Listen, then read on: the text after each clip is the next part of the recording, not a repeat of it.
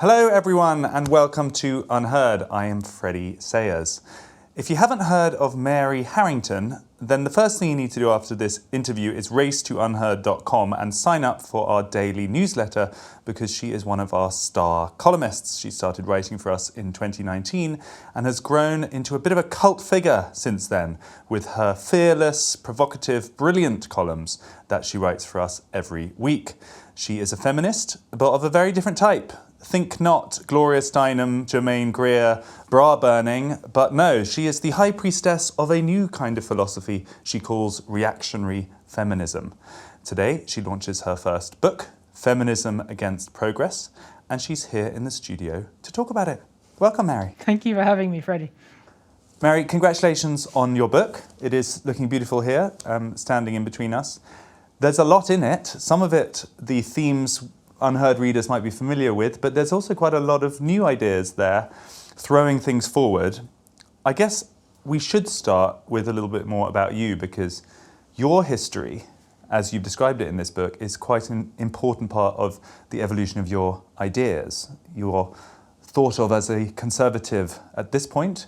Whether that was always true, I guess it wasn't. Tell us in a kind of summary what journey you've been on since your 20s. You talk about having lived in a lesbian commune at one point. That probably gets overstated. It was a house share with pretensions, is probably fairer. But we were genuinely trying to live communally. It was all women. It was an experience. There were lots of things that were nice about it. It fell apart. Some of that was my fault. I'm not going to say any more about how or why, but some of it was my fault. It left that was a contributing factor. I suppose I've shared that about my life because it was one of many fronts on which I was trying to live my ideas about how the world ought to, my ideals. You know, I wanted to live non-hierarchically. I wanted to live experimentally. I wanted to live differently. You know, I didn't want to be trapped in the bourgeois patriarchal heteronorm. I was an early adopter of many of the ideas which are now very, very much a part of mainstream culture war, I suppose. So what would you have called yourself back then? Were you a socialist? Were you an anarchist? Were you how would you have described yourself? I don't think I think I was so anti all of it that I would have rejected the idea that I had to have an ism. I think I would have thrown that scornfully back in your face. And not even a progressive at that point? Were people identifying as progressives at that point? Maybe not. I don't know. I mean, that's very much a kind of, it's a popular term of art now, but I'm not sure that was a thing in quite the same way in the early noughties. So in a way, you sort of anticipated a lot of these sort of reality-bending ideas that are sometimes called woke or hyper-progressive or whatever. I was fully paid up believer in most of the things which have been institutionalized, I think, in a sadly very reductive form, you know, and get complained about as wokeness. I was woke. And that's throughout your 20s? Mm-hmm. Mm-hmm. And what happened? Was it a sudden switch? Was it it all sort of fell apart at once. Or slowly and then all at once. You know, all my experimental living situations seemed to end badly, and it somehow, although some of that was probably a me problem, I don't think it was just a me problem. There was something about trying to live non-hierarchically that never seemed to work out that way, and I began to feel as though all it was doing was serving to obscure actual power dynamics, which were much more intractable than I had hoped. So that was, but you could say, the first red pill. This idea that really there are enduring, obdurate power dynamics which you just can't get rid of, and I started to wonder if maybe I was thinking about power wrong, and thinking about where that comes from and how we navigate these things, and maybe I was just coming at it wrong. So was it hurtful period? I mean, do you think you've... It was devastating, because it wasn't just that. It wasn't just my domestic situations that fell apart. The startup that I was involved in also, it wasn't so much that it fell apart, although it didn't end up becoming the stratospheric thing we'd hoped. But it was very much that enterprise. It brought together a lot of very noughties ideas. It was an incredibly third way project. It came out of this real optimism, which I remember, and I think you and I have spoken about before, but you remembering as well, this genuine, deeply felt optimism that it might be possible to square the circle. It might be possible to be both, to get filthy, stinking rich and also to save the world. Be a great person. Yeah, and to be a nice person. That's the sort of essence of the New Labour aspiration. That you can be intensely relaxed about people getting filthy, stinking rich as long as they pay their taxes, and you can, social enterprise was the way forward. And if we only unleash the creativity of the market into the realm of making the world a better place, then that's what would happen. And actually, with hindsight, that's really the inception of woke capital, isn't it? That's that idea just writ large. And somewhat bastardised, but that's woke capital there. And so I was there at the beginning of woke capital, and I was all for it. You were ahead of the curve. I know. I joke sometimes that I'm this chronic political hipster, and then I sort of find myself there, slightly ahead of things which haven't quite happened yet, and then they happen, and I'm like, well, that's not really what I was hoping for at all. Well, in a way, I mean, this book is a sort of a prescription or an idea of how the rest of the woke community might kind of catch up with you on your journey in some way. So let's complete your journey, since that's what I started with. So you became disillusioned, hurt. Yeah, I lost my faith in progress. And it happened slowly and then all at once. The house share with pretensions imploded, and then the startup imploded, or rather I was expelled. I think that's probably more accurate. I was expelled for just being impossible to work with, which I was. That's just true. I'm probably unemployable in any capacity other than being an UnHerd columnist. And the lesbian relationships, all of that is... I don't really know what happened there, except that I was probably always more bisexual than I was straight up lesbian. I remain to this day very grateful to the community of women who welcomed me and made me feel safe and gave me a space to be outside the heterosexual dynamics, a lot of which I found very uncomfortable and unhappy. And I'm very grateful to those communities for having given me space and respite for all of those years. And I feel, some honestly quite somewhat embarrassed on behalf of all of the women who are genuinely just obdurately, they're only ever going to be same-sex attracted, for letting the side down. I mean, it's such a distance, isn't it, from where you are now? You even talk about how at one point you went by the name Sebastian. I did. I changed my name. I was fully into the whole idea that we can all perform our gender. I was a butlerite, a card-carrying butlerite. Well, these days they would have called you some non-binary. Sort of either non-binary or trans. I would have. If I were 21 now, I'd be all the way into that, 100%, no question about it. And I would never want my story, my account of having spent some time in same-sex relationships, I'd never want that to be used to imply that in fact everyone's only ever pretending. I'll make that clear, because I probably don't spell it out often enough. It would be easy to weaponize a story like that to say, well, you just need to meet the right man. It's a sort of gay conversion therapy journey. Everyone just needs to read Mary's book and then meet the right man. and it seems pretty clear to me that there's a robust subset of the LGBTQ identified community for whom that's just not true.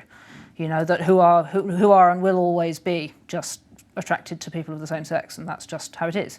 And those people exist. And as it turned out, I wasn't one of them.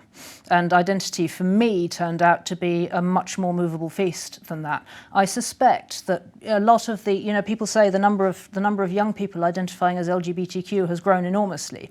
I suspect that the absolute number of obdurately gold star same-sex attracted people is probably pretty consistent, as a subset of that. But there's a great many more people who are in the space fashion. I'm not going to use the word fashion, but that it's culturally much more more normalised to explore that space now.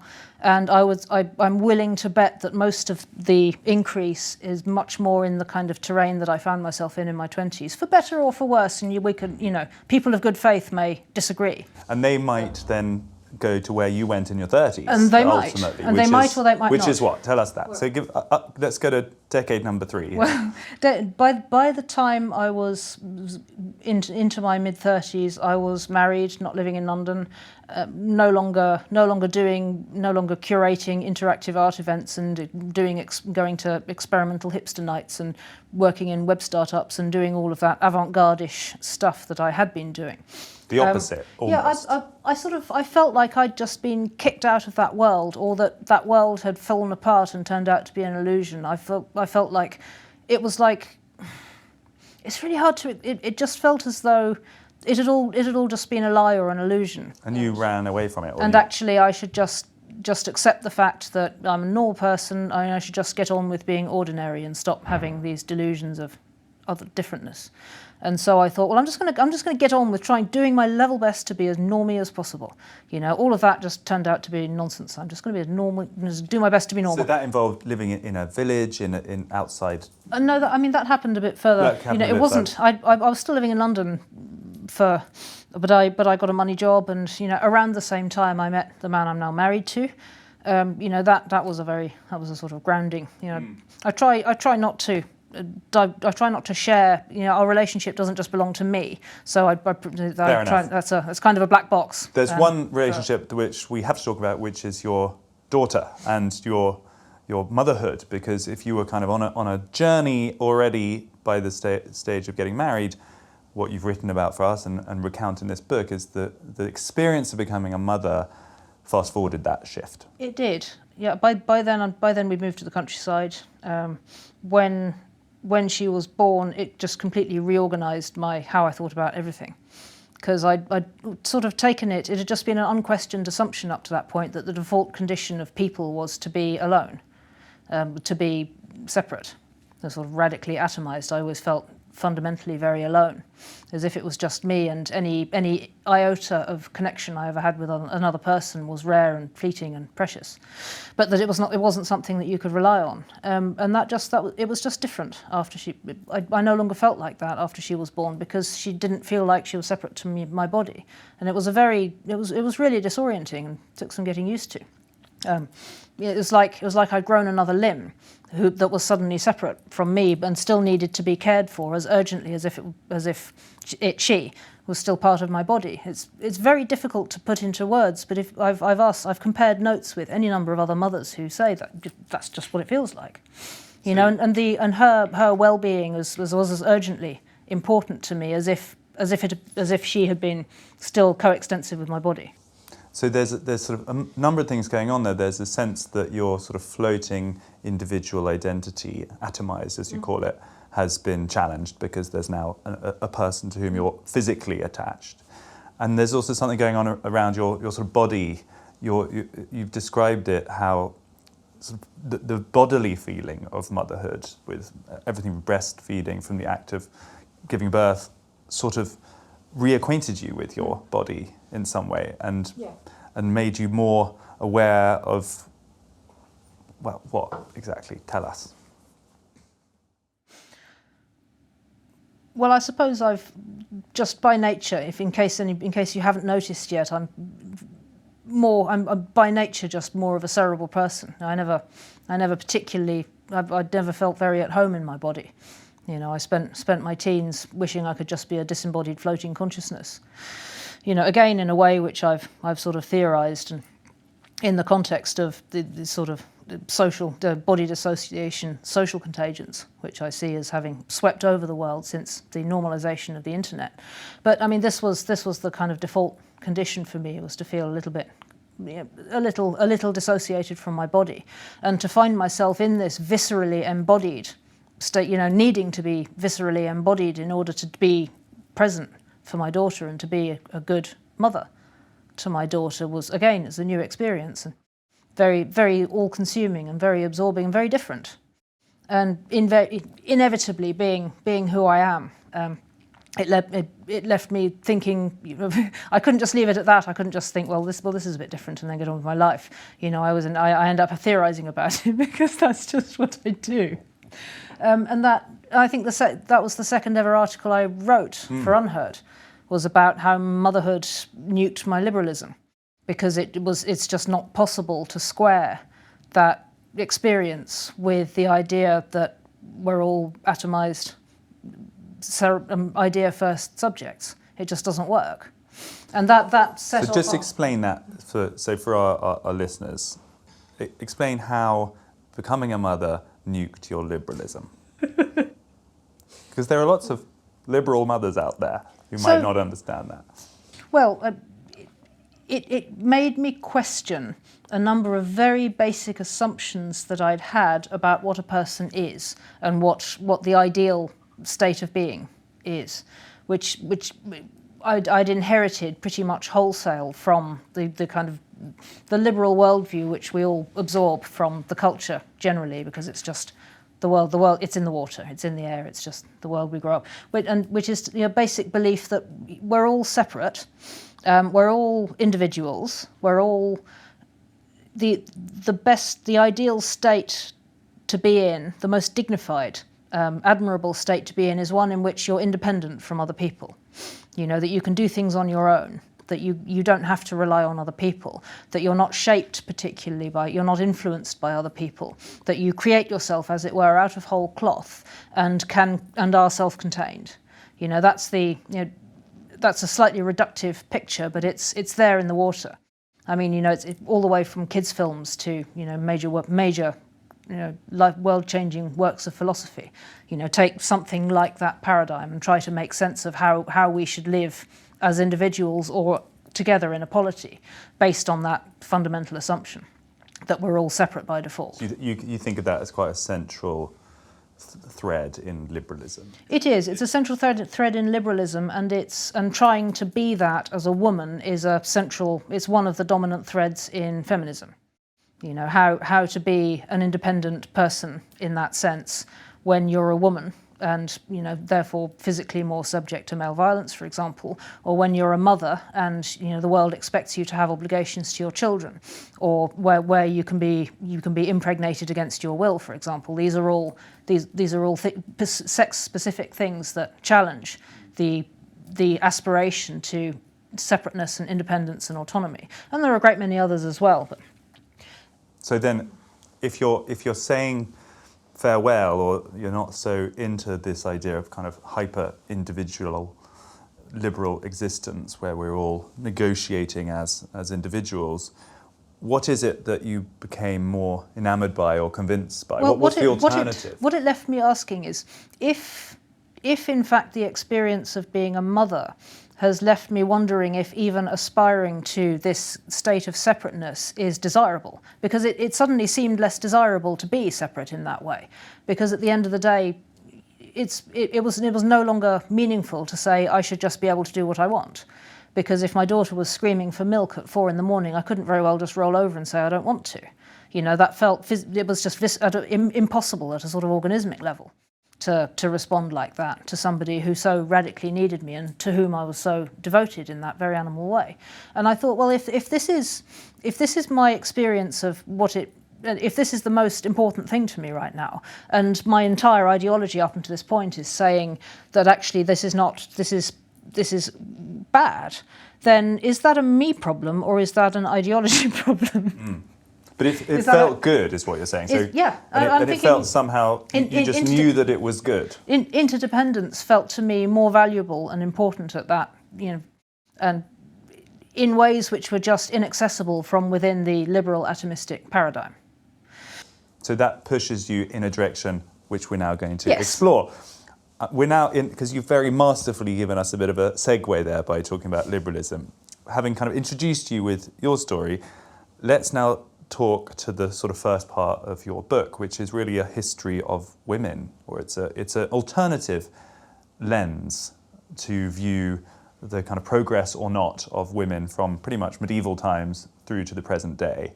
And your very challenging and provocative idea, I think, can roughly be summed up as it wasn't just a a case of things getting better and better for women.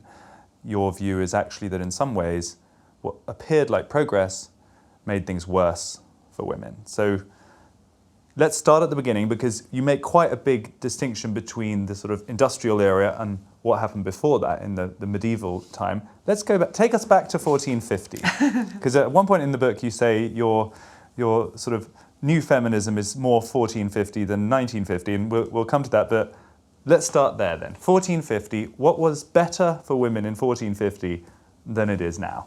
Well, I'm going to finesse your summary of my reread of the history of women in modernity, Freddie, by saying it's not so much that it's not just that things have got worse. It's more that what's normally framed as a story of progress, which is to say the emergence of the women's movement from Mary Wollstonecraft onwards, roughly speaking, that's not just a story of progress in an absolute moral sense. It's a story about women's specific responses to it's about the story of women's responses to technology and the changes, the radical transformative effect that industrial technologies had throughout society, including on how men and women lived together and how they managed family life.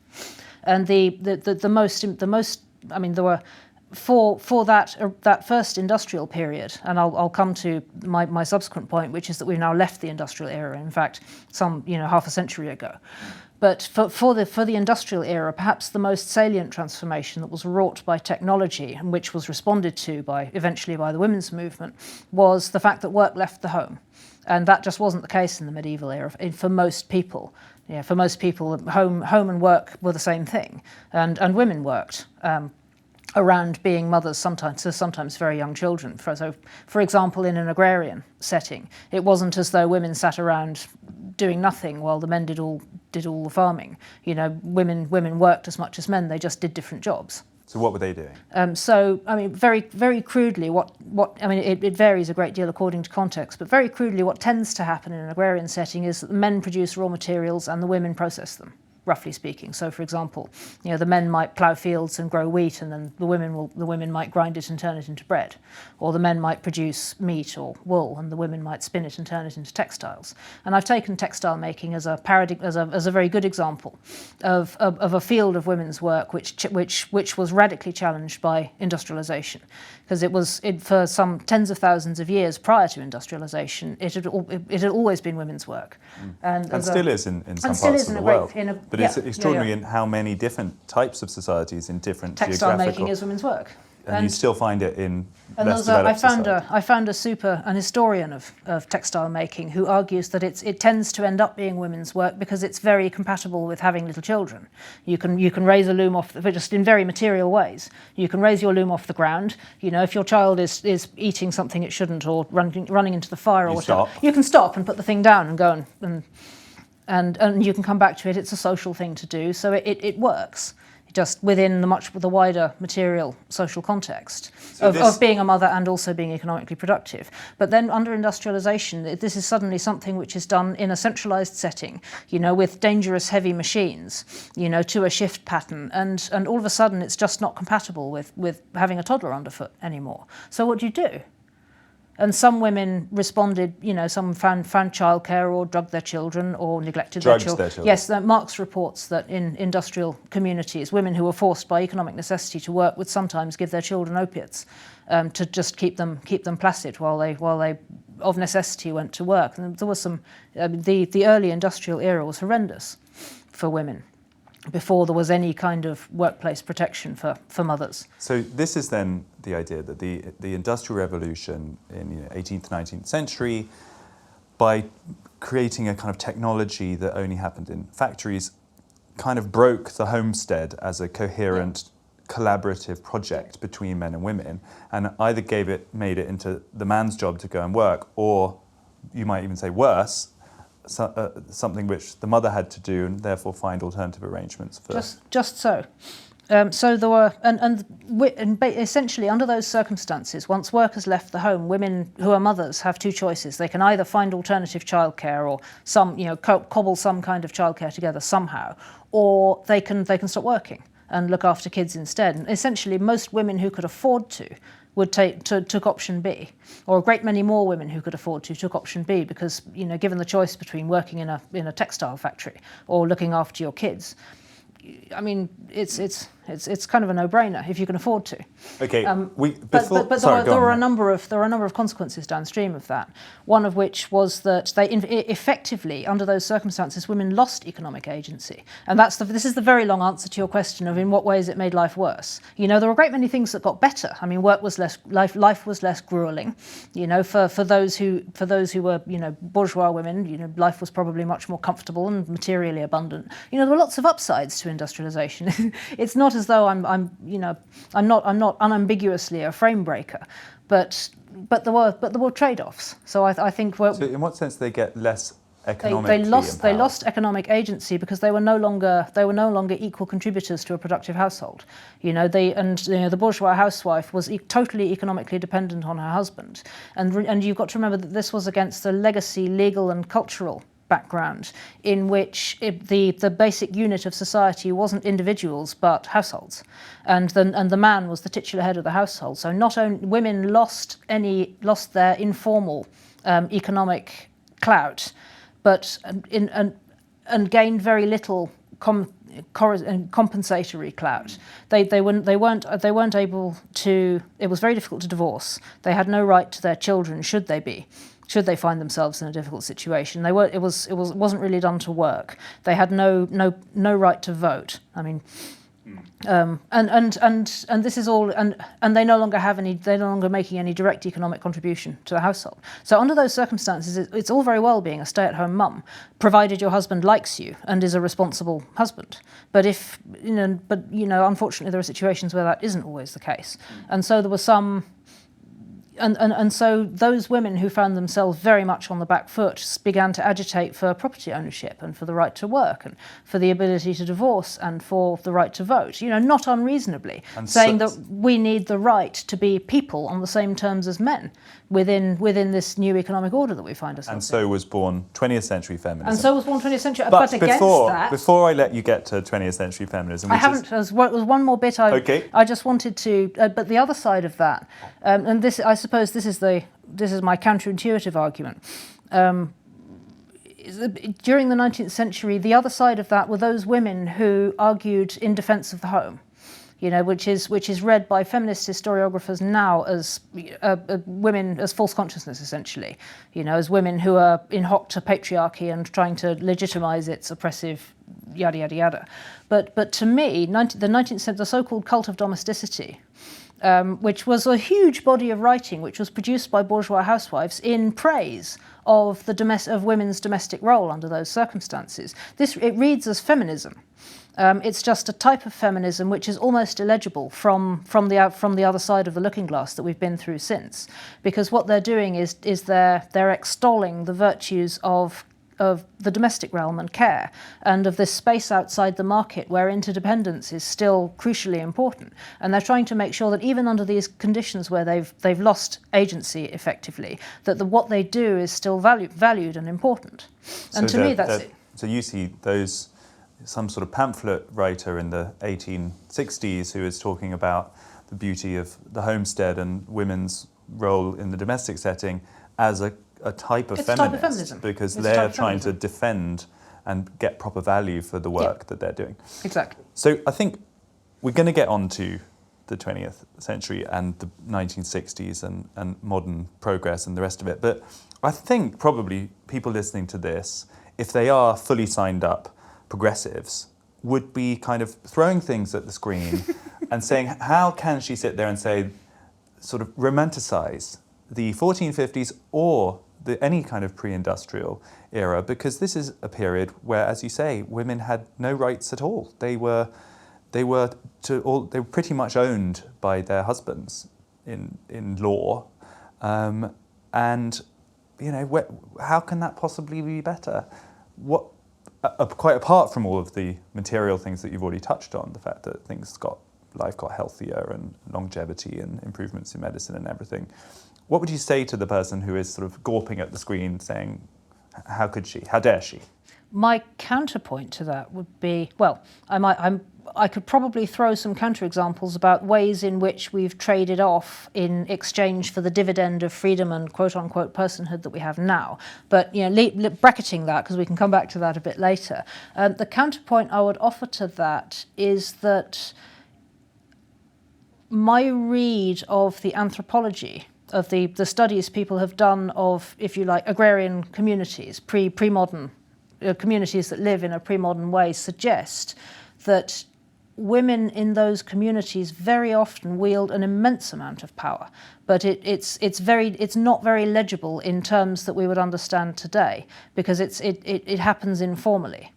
And this is by no means always is that universal. by controlling their husbands, or is what are we talking about here? So for example, women in a village context might well, they might not have very much to do with the outside world, and they might not officially take the decision. They might all say, my husband is the head of the household.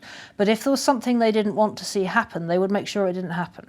And if there was something they wanted to see happen, they might well have ways of pulling strings, and if they disapprove of somebody, they might be punished by being ostracized within the community.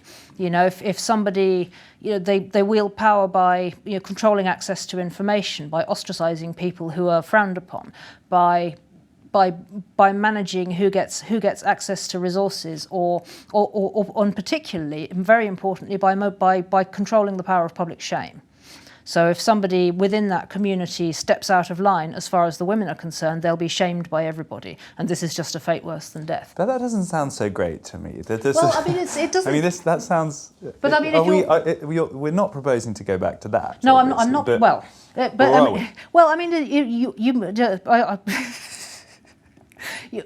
Is there anything very different to that? Is there anything much between that, Freddie, and what we have in terms of cancel culture on the internet today? But we don't like cancel culture, do we? I might suggest that we're going to be stuck with it in one way or another. We're either going to have village-level cancel culture, or we're going to have village-level cancel culture on steroids at the level of the entire internet. And I would argue that this is just a function of how communities work. This is just a function of how groups of people operate, and you just get to choose. You can choose what scale it operates at, but you're not going to be able to get rid of it. Okay, so we're up to the 19th. We're into the 20th century. But I suppose the basic point I want to make here is that power operates on a number of different levels and can be wielded in a number of different ways. And historically, my read of women's history is that informal power operates in a number of ways which are just less legible to formal historiography. And so, in other words, the kind of pastiche of this millennia of patriarchy, with women only oppressed, always invisible, always subjugated, it doesn't tell the whole picture, and actually there were ways that they were more empowered. I dare say there were a great many women who were beaten by tyrannical husbands. There are still to this day a great many women who suffer at the hands of tyrannical husbands.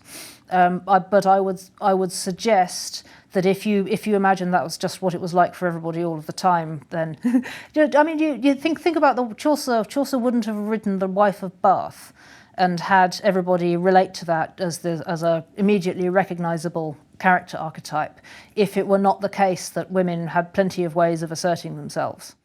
I'm sure all of our audience have read Chaucer's Wife of Bath, but maybe you just want to explain. The Wife of Bath is one of the characters in Chaucer's Canterbury Tales, written, was it the 14th century? Yeah, 14th century. And she is, I think she's buried something like 3 or 4 or 5 husbands. She's inherited all of their wealth. She basically does what she likes. She's bawdy, she's outspoken, she's a ferocious, feisty matron who does what she wants and has a great time doing it. And she's an incredibly memorable figure. I mean, I've met women like her. These larger than life older women. I think she's a wonderful character. But if Chaucer could be writing her in the 14th century, I'd humbly suggest that the women like her existed in the 14th century. And if so, they can't all have been cringing, oppressed, underdogs all of the time. So maybe it's the 1350s we're going back to, the 1450s. So let's go fast forward now to the 1950s and 1960s, because when people think about feminism these days, that's the sort of lens that they normally look through. That kind of progress, that kind of what you might call sex-positive, individual liberation, women's lib, what do you now think of that movement? Was that a good thing? Again, it depends a great deal where you're standing. You know, it's not my position. You know, I call myself a reactionary, but it's not my position that things are just all self-evidently getting worse any more than things are. That, you know, that would just be to adopt the. If I don't believe in progress, I don't believe in decline either. You know, some things get better and some things get worse, and I'm just interested in disaggregating some of those things rather than trying to map it all onto a. So what did we lose? What did you lose? What was gained was a great dividend of freedom, which landed asymmetrically. I would suggest much more amongst middle and upper class women. So there were a great many things that became easier and better and freer for a great many women with the arrival of the pill.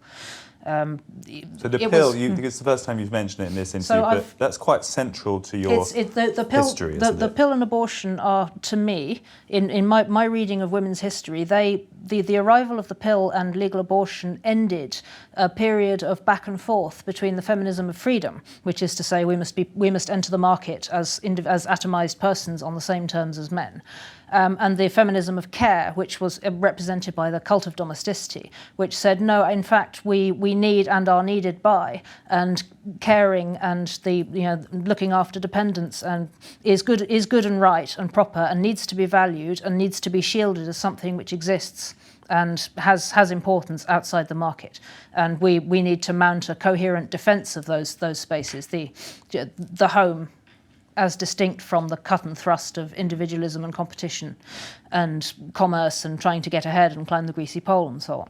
So these are the two poles that really went back and forth, and there's this hugely rich and varied and contested history of women going back and forth over which of these is more important and how, depending on the particular context.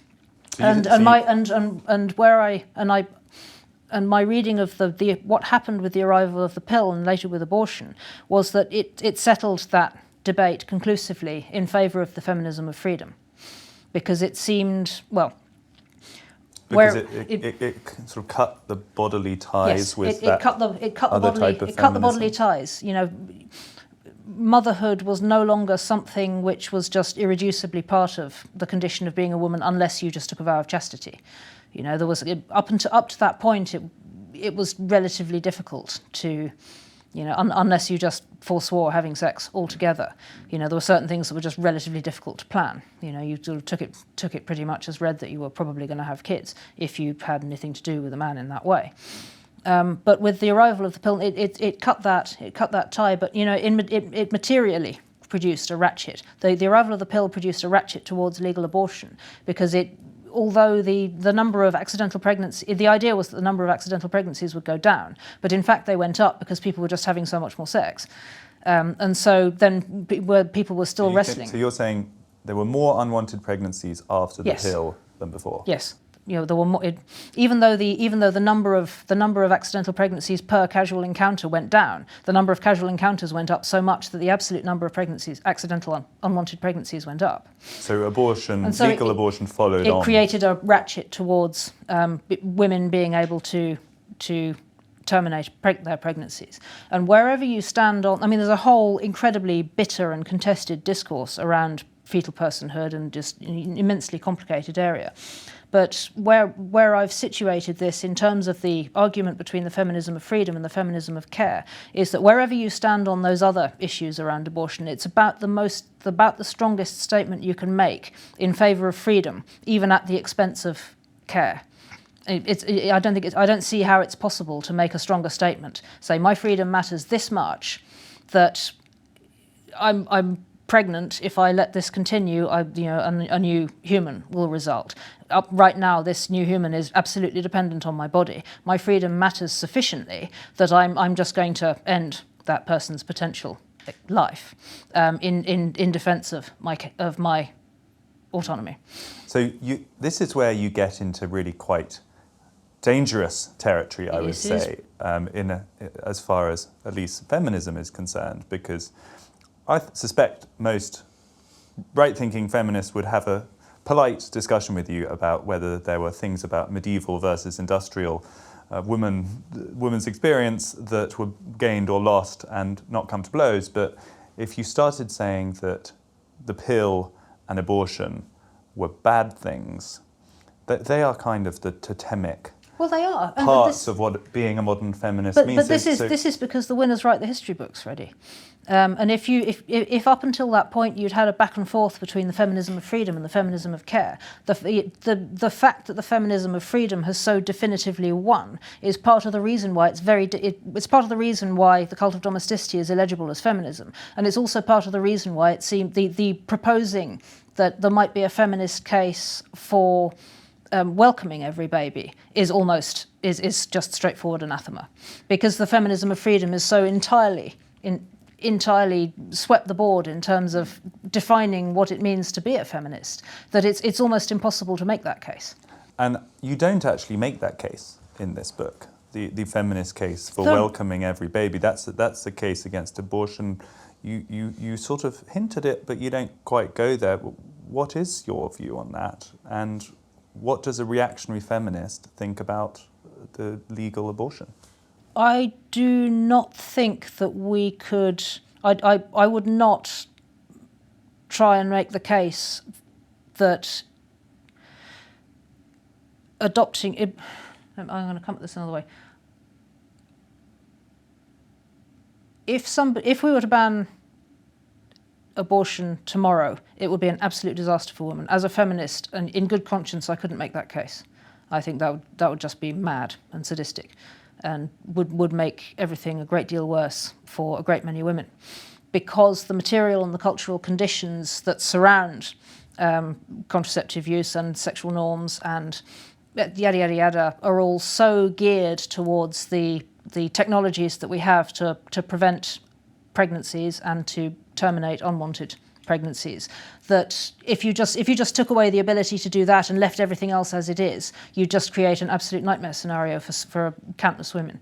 And in fact, that's what happened in Romania when Ceausescu banned those practices with the intention of increasing the birth rate. And all he did was produce hideous deaths in backstreet abortions and a generation of neglected babies in orphanages. And as a feminist, I can't advocate that. That makes no sense. What would the kind of cultural and technological and societal changes need to be in order to make that endpoint plausible or desirable? Well, there are a great many changes which I would love us to make, all of which would take us in that direction and which I would see as being in women's interests, whether or not you would advocate ending the practice of abortion, which I think you can make a feminist case for either way. One of them. I'm going to stop you there because once again, with extreme elegance, you have brought us to the third part of our interview, Mary. It's like you've done this before. We've talked about your history. We've talked about the history of women over many centuries. It's now time to look forward. What is the manifesto? What are you encouraging your followers to do in this era? This bit was really hard to write. In order to get to the future we want. So tell us what the principles 1, 2 and 3 of reactionary feminism are, and what you would like to see women do that they're not. Well, I found this bit really difficult to write. I started it and gave up 3 or 4 times because I was trying to write it for too many different implied audiences. And I thought, trying to take into account what the well seasoned feminists of the sort of 1970s and 80s vintage might think of it, and what women my age might think of it. And in the end, I threw all of that out of the window. And I thought, well, they're all just going to absolutely hate all of this. So I'm just going to write it for me if I were 22 now and hadn't yet acquired all the battle scars I've acquired since. So what would you tell your 22-year-old self? What would I tell my 22-year-old self? Don't touch the pill. Don't go on the pill. Don't tell all your friends to avoid it as well. So that I just want to pause there. So mutiny against the transhumanist neutering of women's bodies. So in the the first name act of rebellion that the modern Is contemporary reactionary feminist can do is to stop taking the pill. is to go on strike. Is to go on, So withdraw the labour of your body from its commodification. So women who are on the pill and are having a sex life either within marriage or a long-term relationship or not, and are happily enjoying their life and are really pleased to be on the pill, I guess in the Mary Harrington world, they're just allowed to carry on. I mean, you don't have to listen to me. But would you try to persuade them? If you're on the pill and you're having a great time, I mean, be my guest. You know, that's not really who I'm talking to. But there are a great many women who are perhaps on the pill or feel like they ought to be on the pill or are pressured by their doctor to be on the pill and who are not having great sex lives. Because my argument is that it's not just an individual decision. A culturally contracepted set of sexual norms has much wider consequences than just for me as an individual or for some 22-year-old as an individual. It changes the entire field of relationship formation in ways which I set out in great detail in part 2 of the book, and some of the negative downstream consequences of that, particularly as they've been accelerated by the digital revolution and by dating apps into a sort of general condition of often loveless and unfulfilling sex, and general and pervasive relationship impermanence. My good friend Louise Perry has literally written the book on all of the ways that is net negative for a great many women. So I urge you to read her book and just what Louise says on all of that. But so the modern woman now who stops taking the pill and it withdraws her, as you put it, services from that marketplace, what is she going to gain? Well, it's not as though you can't ever have. It's not as though you can't ever have sex again. But you have a fairly robust reason not to have casual sex with people who are going to leave you feeling used, for example. And also, although this is not something that's very easy to talk about, it's an open secret amongst communities who practice natural family planning that sex is just better when there's a possibility of conception. And this obviously only applies in the context of a committed relationship. And communities who practice natural family planning will manage their fertility and space children and so on. But it's an open secret that it's just better. And not least because there's a measure of trust and intimacy and mutual respect between the partners, which is only possible to attain, I would argue, by putting the consequentiality back into sex. So, and the consequentiality is that a baby might be produced. Yeah. So it's not just don't take the pill, it's stop having sex outside context where you'd be happy to have a baby. Yeah.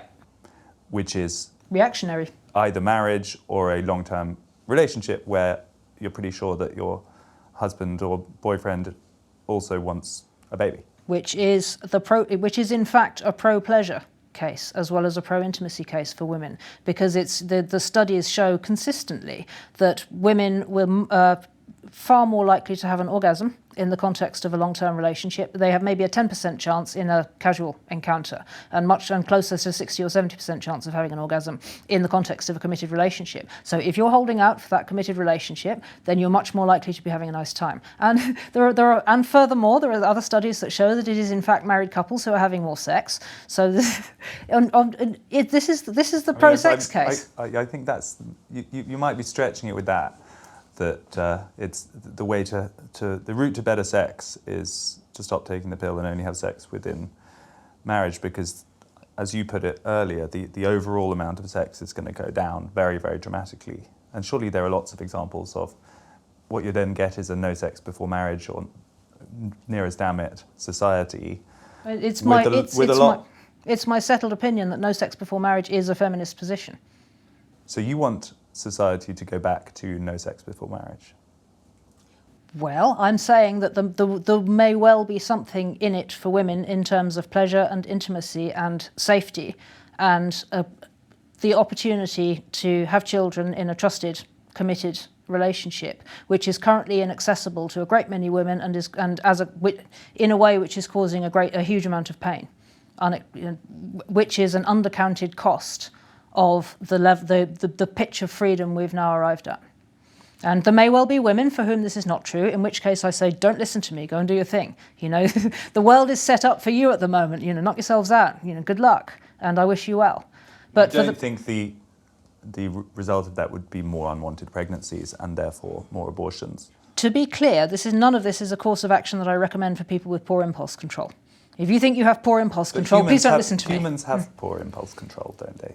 Not all. I don't think. I think we can hold ourselves to high standards, Freddie. And I think actually, if we're going to be holding people to high standards, then that's something which has traditionally started with women. If women are not willing to hold ourselves and our menfolk to high standards, then nobody's going to. Okay, so no sex before marriage or thereabouts as a kind of societal more. Abortion, does that feature in the radical feminist? Reactionary feminist program? In my utopia, a utopian aim to work towards, I would say, would be a world where every baby is welcome. But we're a long way from there, and there are so many things that need to change on the way to get there that I would prefer to work on the things which I can work with ambivalently pro-choice women on, rather than trying to shoot for something which will alienate others with whom I could otherwise work constructively. So that would be a lovely long-term aim. Does that mean you're not pro-choice? That means I have concerns. I think abortion is a bad metaphysic, which is net negative for women in terms of the bigger picture. However, it's where we are right now, and I would be extremely cautious about policies which tried to reverse that without taking into account the immense importance, the structural nature of the changes it enables. There's a bit in your final section which also talks about men. I think it's called Let Men Be, and how that's part of a programme of a reactionary feminist future, is to restore spaces in which men are allowed to be only men, and with it some sort of programme of rehabilitating the menfolk. Tell us about that. Well, I mean, this is, at its simplest, this is just a plea in defence of sheds. Sheds as in the end of the garden. Well, I mean, that's the minimum viable unit of man space, right? There's the garden shed, where no scatter cushions are allowed. I mean, I'm being a bit frivolous here, but that's the sort of minimum viable unit. But there's something terribly lonely about sheds, and to my eye, there just aren't very many spaces where men can do shed things in the company of other men with no scatter cushions. And the women's movement bears some responsibility for that. And I think the costs of that in the formation of good men is undercounted, and I think the cost of that in men's loneliness and the well-documented higher rate of male suicidality, for example, is undercounted. Now, what I'm saying here, I'm not saying, to be clear, that it's all the fault of those terrible man-hating feminists that men are now killing themselves in great numbers. I think that's far too reductive. But it's an inevitable consequence of asking, not without justice, that spaces where public life and professional life are conducted should become co-ed, was that percolated all the way throughout the social fabric, and as a consequence, a number of spaces which had previously served as community spaces for men who weren't necessarily running the world or buying and selling countries or closing deals, also became co-ed in a way which has contributed to. So you mean like working men's clubs? Working men's clubs, for example. Or even posh men's clubs, just the idea that there should be literally places where men can be men without women. Right, exactly. Because you defend single-sex spaces for women. Yes, so really, this entire line of thought came for me out of a retort which I've seen more times than I can count to those gender-critical feminists who would like to defend, for example, women's prisons, women's sports, women's refuges and so on, as single-sex spaces, and to say no men are ever allowed here. And one of the retorts that I've heard from men is, how can you say that when you've just spent 50 years insisting that all single-sex men's spaces should become co-ed? You made your bed, ladies, and now you can lie in it. I'm making this is a reductive, but that's the essence of the sentiment. And I was thinking, is there some justice in that? And I'm thinking, yes. Yes. So this starts with kind of the as I said, either it's the Carlton Club or the Garrick or one of those kind of posh men's clubs in London, but it's also working men's clubs in every town and small town across this country that have been, and pubs were quite male for quite a long time. Pubs were all male apart from the snug for a time immemorial. You're not suggesting we go back to all male pubs though? Not. I think the culture has now changed now, and that's just not happening again. But we could just not be not massively stressed if men just wanted even the most minuscule space to just be men.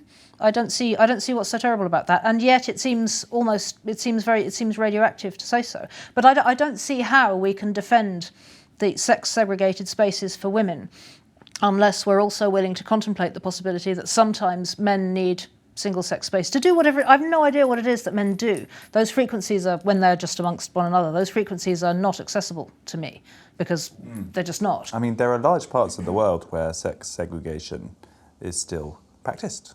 I mean, this sounds almost like some Muslim countries where places of prayer, for example, are sex segregated, and so are many other areas of social life.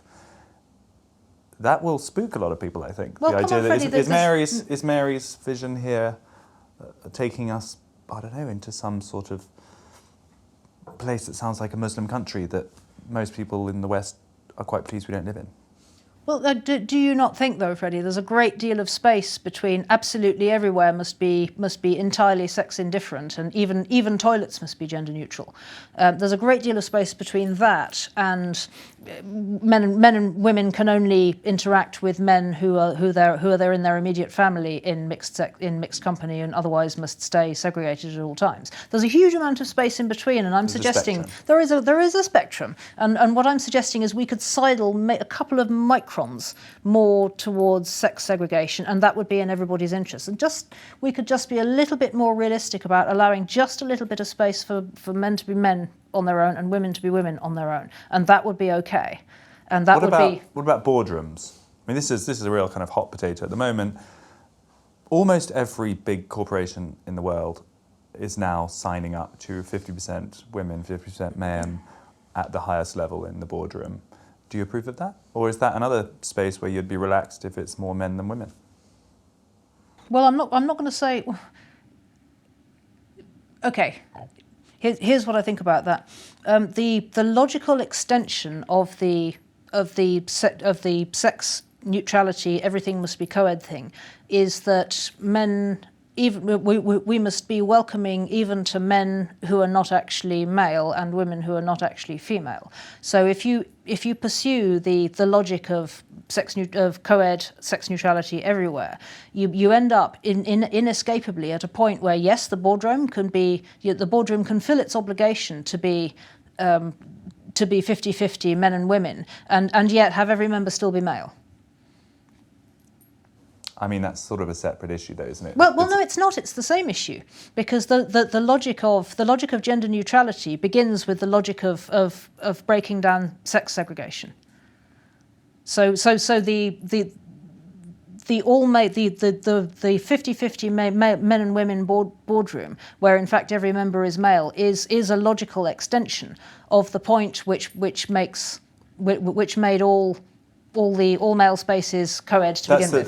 That's the sort of extreme edge of it. It's just a bit further down the line of the same logic. But I think a real mainstream question is whether you would support insisting on or heavily rewarding greater female participation in things like universities, companies, all of the engines of our society, the places where decisions are made, the places where economic power resides. Do you think that obsession, it feels like it is an obsession at the moment, not only on gender grounds, but now on racial and other grounds. Do you think that whole project is misguided and that we should just let some sort of natural result happen and be relaxed about it? Is that the Mary position? So no positive discrimination, no affirmative action of any kind, pretty much. I think we could live without it. In summary, what could be available to women in this different future that they are missing out on now, do you think? What is it? How would you pitch it? What is the kernel of what they could get back? Relationships. The second part of the book, I've themed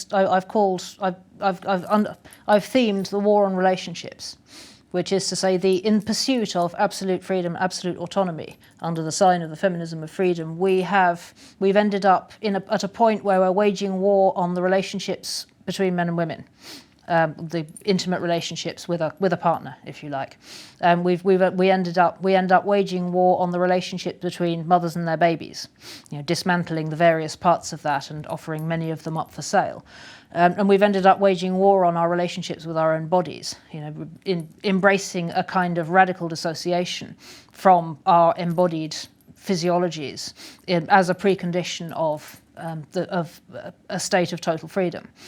And I would humbly suggest that for a great many women, that's just not a happy state of being.